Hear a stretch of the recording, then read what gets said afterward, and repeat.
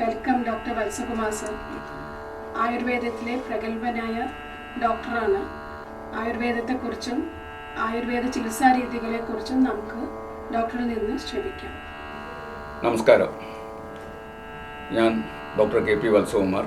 കോട്ടയ്ക്കൽ ആയുർവേദ കോളേജിൽ വെച്ചിട്ടാണ് എൻ്റെ വൈദ്യവിദ്യാഭ്യാസം പൂർത്തിയായത്. 1976 എൻ്റെ ആയുർവേദ പഠനം കഴിഞ്ഞ ഉടനെ ഞാൻ ചെന്നൈയിലാണ് 1977 ജനുവരി 26 മുതൽ ചെന്നൈയിൽ പ്രാക്ടീസ് ആരംഭിച്ചു. പിന്നെ ഒരു നീണ്ട 35 വർഷം ചെന്നൈയിൽ തന്നെ ചെന്നൈയുടെ പല ഭാഗങ്ങളിലും പ്രാക്ടീസ് ചെയ്യുകയായിരുന്നു. കോട്ടക്കൽ ആയുർവേദശാല, ആയുർവേദ ഫാർമസി, അവസാനം ശാന്തിഗിരി ആയുർവേദ സിദ്ധ വൈദ്യശാലയുടെ ചെന്നൈ ബ്രാഞ്ചിലെ ചീഫ് ഫിസിഷ്യനായിരുന്നു.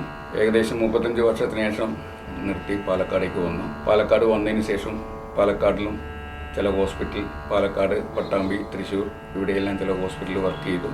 കോയമ്പത്തൂരിലെ സിംഗനൂരിലുള്ള ശാന്തി ഗിയേഴ്സ് എന്ന ശാന്തി സോഷ്യൽ സർവീസ് അവരൊരു ആയുർവേദ വിങ് ആരംഭിച്ചപ്പോൾ അതിൻ്റെ ആരംഭം മുതൽ അതിൻ്റെ ഒരു 5.5 വർഷം ഞാൻ അവിടെ തന്നെ ആയിരുന്നു. അവിടുത്തെ ആയുർവേദത്തിൻ്റെ ചാർജായിട്ട് അവിടെ പ്രാക്ടീസ് ചെയ്യുകയായിരുന്നു.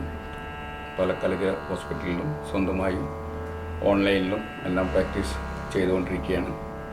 അതിനിടയിൽ എൻ്റെ കഴിഞ്ഞ 5.5 വർഷമായി ഇവിടെ കോയമ്പത്തൂരിലുണ്ടായിരുന്ന കുറേ പേഷ്യൻസിൻ്റെ നിരന്തരമായ അഭ്യർത്ഥന മാനിച്ചുകൊണ്ട് ഞാൻ മാസത്തിലൊരിക്കൽ ഇവിടെ RS പുറത്തുള്ള കാഞ്ചി കാമാക്ഷി അമ്മൻ കോവിലിനടുത്തുള്ള SNA വൈദ്യശാലയിൽ എല്ലാ മാസവും ഫസ്റ്റ് സൺഡേ ഞാനിവിടെ വരുന്നുണ്ട്.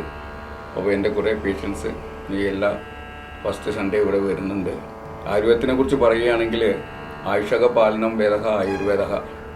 ആയുഷിൻ്റെ പരിപാലനത്തിനായിട്ട് യാതൊരു വേദം പറയപ്പെട്ടിരിക്കുന്നുവോ അതാണ് ആയുർവേദം.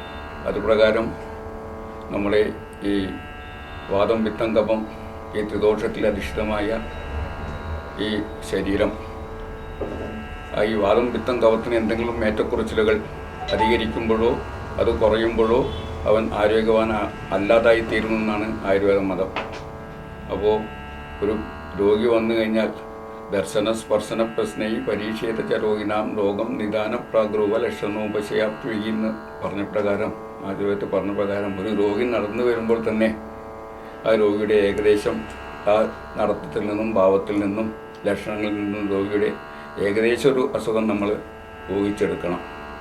അതിനുശേഷം നാഡി പിടിച്ച് നോക്കി ആ രോഗി എന്ത് പ്രകൃതിയാണ്, വാദപ്രകൃതിയാണോ, പിത്തപ്രകൃതിയാണോ, കഫപ്രകൃതിയാണോ, എന്ത് പ്രകൃതിയാണ്, അവിടെ എന്തിനാണ് ദോഷം എന്ന് സംഭവിച്ചിരിക്കുന്നത് മനസ്സിലാക്കി അതിന് പറ്റുന്ന രീതിയിലുള്ള ചികിത്സാ രീതി കൊണ്ട് നല്ല ഗുണം കിട്ടാറുണ്ട്.